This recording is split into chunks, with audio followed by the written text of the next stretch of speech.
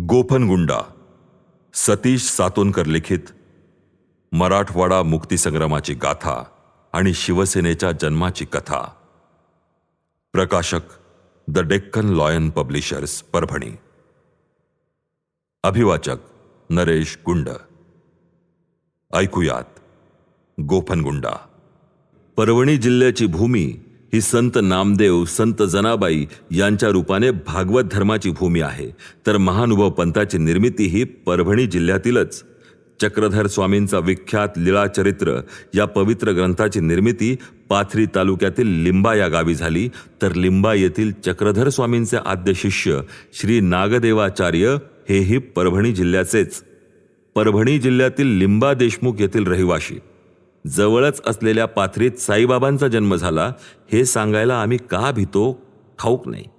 तर सोनपेठ येथील नाईकोटा या गावी राष्ट्रसंत पाचलेगावकर महाराज यांनी मानवसेवा, जात पंथ जन्मरहित मानवसेवा हीच ईश्वर सेवा असे तत्व आपल्या शिष्यांना शिकवले.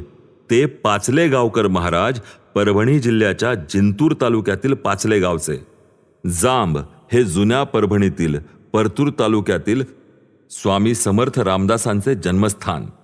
त्या नात्याने तेही परभणीकरच. आधुनिक काळात विख्यात विचारवंत आणि वक्ते प्राध्यापक नरहर कुरुंदकर, विख्यात साहित्यिक, जुन्या परभणी जिल्ह्यातील कळमनुरी तालुक्यातील शेवाळा या गावचे. भारतीय जनता पार्टीचे जन्मदाते राष्ट्र ऋषी नानाजी देशमुख हिंगोली जिल्ह्यातील कडोळीचे. तर कम्युनिस्ट पार्टीचे तात्कालीन जनरल सेक्रेटरी आणि कलात्मक वास्तवरूपी चित्रपटांचे लेखक, कवी, शायर, दिग्दर्शक, निर्माते, चिंतक नियाज हैदर साहेब हे कळमनुरीचे. त्यांचे सक्के भाऊ खुर्शीद हैदर हे अतिशय हुशार दर्जाचे कवी आणि लेखक होते. त्यांच्यामुळे महाविद्यालयीन जीवनामध्ये आम्हाला रशियन भाषा शिकण्याचा योग आला. खुर्शीद हैदर साहेबांना 9 विदेशी भाषा यायच्या, तर नियाज हैदर साहेब हे 22 विदेशी भाषांचे जाणकार होते. मी, माझे मित्र सारंग साळवी दिल्ली येथे दिल्ली विद्यापीठात पदव्युत्तर शिक्षण घेत असताना त्यांना भेटण्यासाठी गेलो असताना आम्हाला सारंग साळवींमुळे खुर्शीद हैदर साहेबांना भेटण्याचा योग आला. मी त्यावेळेस श्री शिवाजी महाविद्यालयाचा विद्यार्थी होतो. त्या काळी चक्र या गाजलेल्या कलात्मक चित्रपटाचे नायक नसरुद्दीन शहा आणि नायिका स्मिता पाटील यांना पाहण्याची संधी मिळाली. तर मृगया या चित्रपटाचे नायक मिथुन चक्रवर्ती हेही नियाज हैदर साहेबांच्या भेट कक्षामध्ये वाट पाहत असताना आम्हास पाहण्यास मिळाले. चित्रपट सृष्टीतल्या नटनट्यांना जवळून पाहण्याचा योग आला. नियाज हैदर साहेब दिसायला अतिशय सुंदर आणि हिंदी चित्रपटातील नायकाला लाजवेल अशी राहणी असायची. कार्यालयाचे कामकाज आटोपून बाहेर पडत असताना त्यांनी प्रतीक्षा कक्षेत सारंग साळवींना पाहिले आणि गळ्याला लावत, "ये बच्चे मेरे गांव के, मेरे मिट्टी के हैं. इनसे मुझे मेरी मिट्टी की खुशबू मिलती है. ये मेरे मादरे वतन की खुशबू लेकर आए हैं. आओ, आप सभी को इनसे मिलाता हूं."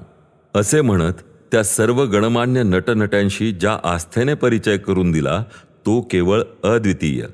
पदांपेक्षा माणूस आणि माणुसकीवर प्रेम करणारी माणसं. विशेष म्हणजे तात्कालीन सोव्हिएत युनियन म्हणजेच USSR, तात्कालीन जागतिक महासत्ता असलेल्या रशियाच्या विदेश नीतीच्या सल्लागार मंडळींपैकी ते एक होते हे नंतर आम्हाला कळाले. जाने आलम ही मुघल साम्राज्यावर सखोल प्रकाश टाकणाऱ्या दूरदर्शन मालिकेचे दिग्दर्शक, पटकथा लेखक, संवाद, गीतरचेता या सर्वांचे प्रमुख होते ते म्हणजे नियाज हैदर साहेब. त्यांना त्यांचे धाकटे भाऊ खुर्शीद हैदर साहेब संवाद लिहिण्यासाठी मदत करायचे. सारंग साळवी यांच्यामुळे मला त्यांच्या जवळ जाता आले. ज्ञानाचे इतके मोठे भांडार मला आजही पाहावयास मिळाले नाही. त्यांचा संस्कृतवरचा अभ्यास किती सखोल होता हे आपल्या लक्षात येईलच. भारतीय संस्कृतीचा आत्मा म्हणजेच वैदिक वेदशास्त्र होय त्यांना घनपाठी म्हणावयास हरकत नाही. त्यांच्या उर्दूतील विश्वविख्यात कविता "हे शंकर भोले शंकर अब करो तांडव" ही अमर कविता आम्हास प्रत्यक्ष ऐकण्याचे भाग्य लाभले. इंग्रजी भाषा या दोन्ही भावांची दास होती. ते कायद्याचे पंडित होते, परंतु शेवटपर्यंत अतिशय सामान्य जीवन जगण्यामध्ये त्यांनी स्वतःस बाध्य केले. हे विद्वान हैदरबंधू जुन्या परभणी जिल्ह्यातील कळमनुरी तालुक्याचे, त्या काळी महासत्ता असलेल्या रशियाच्या राष्ट्रीय मुखपत्र असलेल्या सरकारी स्पुटनिक मासिकात नियाज हैदर यांचे आंतरराष्ट्रीय राजकारण, समाजकारण, अर्थकारण यावर भाष्य करणारे विद्वत्तापूर्ण लेख असायचे. यावरून या जिल्ह्याच्या त्यागमय विद्वत्तेची कल्पना यावी. तसा आमचा ज्येष्ठ मित्र सारंग साळवी आणि वहिनीसाहेब हे दोघेही अफलातून उच्च कोटीचे समाजसेवक. दुर्लक्षित व उपेक्षित वर्गामध्ये, अनाथ मुलांमध्ये, एवढंच काय तर परभणी जिल्ह्यातीलच नव्हे तर मराठवाड्यातील एड्सग्रस्त रुग्णांच्या मुलांना आई वडिलांसारखे सांभाळणारे साळवी दाम्पत्य मला ओळखते, हे मी माझं भाग्य समजतो. शेवटी कोवळ्या वयामध्ये माणूस घडतो तो सवंगडी आणि मित्रांमुळेच. त्यात साळवी कुटुंबियांचे प्रेम व स्नेह, मार्गदर्शन मी अजन्म विसरू शकत नाही. तसा हा IAS दर्जाचा माणूस. पिता अतिरिक्त जिल्हाधिकारी म्हणून निवृत्त झाले, परंतु संपत्ती रूपाने काही जतन करून ठेवावे असा प्रयत्न या कुटुंबाने कधीच केला नाही. उपेक्षित, निराश्रित, आश्रयहीन लोकांचे कवचकुंडल म्हणजे सारंग साळवी होय. हाही समाजसेवक प्रसिद्धी परान्मुख राहतो. एड्सग्रस्त रुग्णांच्या मुलांचे संवर्धन पोटच्या गोळ्यासारखे करतात. हे पाहून मी थक्क होतो. नव्या पिढीतील थोर समाजसेवक याच जिल्ह्यातला. कुऱ्हाडीचे कितीही घाव घातले तरीही चंदन उगवायचे थांबत नाही, त्याचा हा पुरावा. परिवर्तनाच्या इतिहासामध्ये ज्वारभाटा चालू असताना काळाच्या कुऱ्हाडीचे घाव आपल्या छातीवर झेलणारा, गोदावरीला आपली माय, आपली आई समजणारा, दगडाला ही ठेच लागली, अंगठा रक्तबंबाळ झाला तरी दगडाचीच माफी मागणारा, होय, लोक असे म्हणतात. परभणीपासून जवळच सेलू तालुक्यात वाल्लूर नावाचे एक गाव आहे. वालूरचे ऐतिहासिक नाव वाल्यानगर. रामायणाचा रचेता श्री वाल्मिकी ऋषी हे वाल्या म्हणून वाटमारी करणारे क्रूर डाकू म्हणून प्रसिद्ध होते. वाल्याचा वाल्मिकी ऋषी झाला. त्यांचे आजपर्यंत प्राचीन असे अर्धवट मातीत गाडले गेलेले वाल्लूर येथे प्राचीन शिल्परूपी मंदिर आजही शिल्लक आहे. बाकी महाभारतातील खांडववन आणि दंडकारण्य यांची मिलापभूमी म्हणजे परभणी. रोज कुऱ्हाडीने चोर रक्तचंदनाच्या वृक्षावर घाव घालून चोरून नेतात, तरीही आजही चंदनाने उगवणे बंद केले नाही. रक्तचंदनाची जन्मभूमी परभणी. चंदन जगभर निर्मिल्या जाते, परंतु ज्याच्या नावातच रक्त आहे त्या रक्तचंदनाची मूळ जन्मभूमी परभणी, छत्तीसगड, नागपूर, नांदेड, लातूर, बिदर, भालकी, उस्मानाबाद ते म्हैसूरचे जंगल असा जंगलाचा इतिहास सांगणारा देवगिरीचे सम्राट यादवराजे यांच्या दस्तऐवजावरून हे स्पष्ट होते. परंतु ज्यांना आमच्या पिढींच्या समोर निजामच वाढून शिकवायचा होता, त्यांना वेरूळ, अजिंठा आणि यादवांचा इतिहास याचा विसर पडला असावा. सत्तेपुढे शहाणपण चालत नाही आणि ज्यातलं स्वायत्त निघून जातं आणि फक्त अत्त राहतं, तेथे सत्याला सुळावर चढवण्यात येते आणि मग उधारी पाधारीच्या इतिहासावर आम्हाला युरोपातील इटली देशाची मॅझिनी आणि गॅरिबॉल्डी यांचा इतिहास शिकवण्यात येतो. तरीही बंडखोर मातीचा इतिहास तेथील मातांच्या उदरातूनच आपल्या लेकरांना मिळत असतो, तो आम्हा सर्वांना मिळाला हेच आमचे धन असे आम्ही परभणीकर मानतो. परभणी, हिंगोली जिल्ह्यामध्ये आजही 50 फुटांपेक्षा लांब रक्तचंदनाच्या नाटी असलेल्या नखशिकांत चंदनाच्या 100च्या वर माड्या आहेत, तर 125च्या वर जुन्या गड्याही आहेत. ध्येयरूपी मृगजळाच्या मागे ऊर फुटेपर्यंत धावत राहण्याचा वेडेपणा रक्तातच लागतो. तेव्हा तर कुठे मृगजळ म्हणजे काय याची प्रचिती येते. प्रचिती आणि पाठलाग करणारा जिल्हा म्हणजे परभणी आहे. 7वा निजाम मीर उस्मान अली पाशा याने परभणीकरांची केलेली व्याख्या, बनी तो बनी नाही तो फिर भनभनी, असा उल्लेख त्यांच्या राजपत्रात परभणी जिल्ह्यातील अतिरिक्त समाज म्हणून इतिहासात आजही नमूद आहे. स्वातंत्र्य सैनिकांची मराठवाडा मुक्ती संग्रामाचा मुख्य गड म्हणजे परभणी जिल्हा. वेडेपणा हा रक्तात भिनवावा लागतो आणि ज्यांच्या रक्तात तो भिनतो ते काळाला खापराच्या भिंगरीसारखे आपल्या मर्जीप्रमाणे फिरवतात. आणि होय, आधुनिक काळात लढले गेलेले मराठवाड्याचे दुसरे स्वातंत्र्य युद्ध म्हणजे परभणी जिल्ह्यातील शिवसेनेची स्थापना. आणि यातून पुढे राजकीय पक्ष आणि निवडणूक निशाणी धनुष्यबाण मिळवून देणारी शिवसेनेची भगवी भूमी परभणी जिल्हा. परभणी विधानसभा आणि लोकसभा आजपर्यंत अजय राहण्यात दडली आहे. हात कंगन को आरसी क्या अशी म्हण आहे. हाताच्या काकणाला आरसा लागत नाही म्हणून शिवसेना नावाचा एक पंथ, एक धर्म या परभणी हिंगोली जिल्ह्यामध्ये वावरतो हे कटू सत्य स्वीकारावेच लागेल.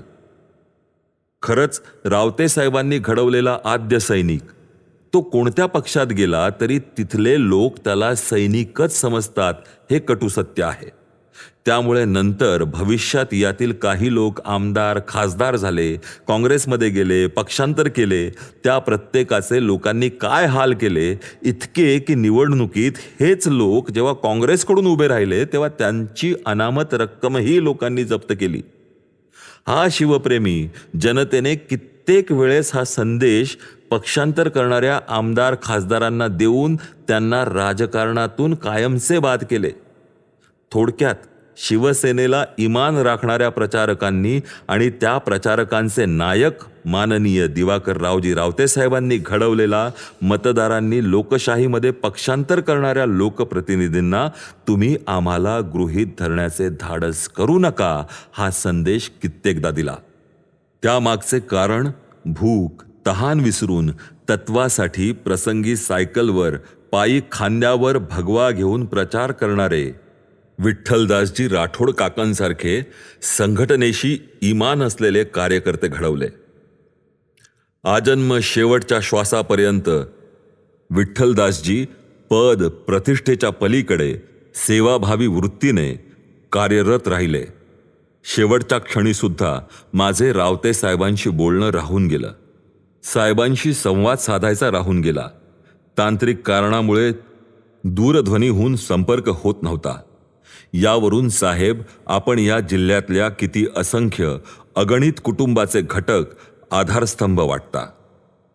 लोकशाहीमध्ये एखादा नेता या स्तरावर आदरास पात्र ठरतो, परंतु शिवसेना प्रमुखांचे दूत म्हणून रावते साहेबांनी परभणी जिल्ह्यामध्ये आपले साहेब ही लोक उपाधी मिळवली. त्यासाठी त्यांनी स्वतःच्या कुटुंबाकडे केव्हा लक्ष दिलं असेल? कारण हजारो कुटुंबाच्या प्रमुखाला स्वतःचे कुटुंब निवडता तरी कसे येईल असे अनंत प्रश्न डोक्यात घोळत राहतात.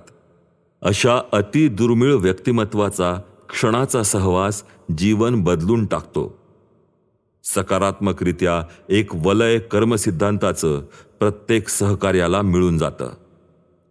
विठ्ठलदासजी राठोड हे वयाने ज्येष्ठ आणि शाखा उद्घाटनाच्या मिरवणुकीमध्ये युवा सैनिकांना स्फुरण चढावं म्हणून भगव्या झेंड्याचे भव्य काठी घेऊन ते लहान मुलांसारखं हलगीच्या आणि ढोलताशाच्या जोरदार मिश्र संगीतामध्ये ओसांडणाऱ्या उत्साहाने फुटाच्या रस्त्यावर प्रचंड गुलाल उधळीमध्ये नखशिखांत लाल भगवे झालेले राठोड काका, जय भवानी, जय शिवाजी, शिवसेना प्रमुख बाळासाहेब ठाकरेंचा विजय असो, शिवसेना नेते दिवाकरजी रावते साहेबांचा विजय असो असे म्हणत क्षत्रिय योद्ध्यांच्या राजपुतांना ठेक्यात गिरक्या घेत जे ते नाचायचे ते आजही डोळ्यासमोर दिसतात. महावीर महाराणाजी प्रताप यांचा वारसा सांभाळत छत्रपती शिवरायांचा जयघोष करणारा राठोड काका, तुम्हाला सलाम. आमच्या पिढीचा स्फूर्तीचा आदर्शाचा काही मिळवण्यासाठी कमवण्यासाठी भगवा हाती न घेणाऱ्या निस्वार्थपणे शिवसेना प्रमुख बाळासाहेब ठाकरेंच्या शिवसेना धर्मावर धर्माच्याही पलीकडे प्रेम करणारा आमचा स्थानिक नायक चिरंजीवी हो. शब्द विनाकारण कोणासाठी सुचत असावेत असं मला वाटत नाही. मन दाटून आलं की अश्रू थांबत नसतात. आठवणी या सत्य, प्रामाणिक, सच्चा आणि स्वार्था पलीकडच्या असतात. तिथे शब्द स्वतःच झिम्मा फुगडी खेळायला लागतात. या अशा थोर अनामिक योद्ध्याची कथा सांगत असताना शब्दांची गती कधी कधी इतकी गतिमान होते की जीभ अक्षरशः दातांच्या विरुद्ध बंड करून उभी राहते. कधी कधी तर या आठवणीने मी माझ्या कित्येक सहकाऱ्यांना स्वतःशी बडबडताना पाहिले आहे.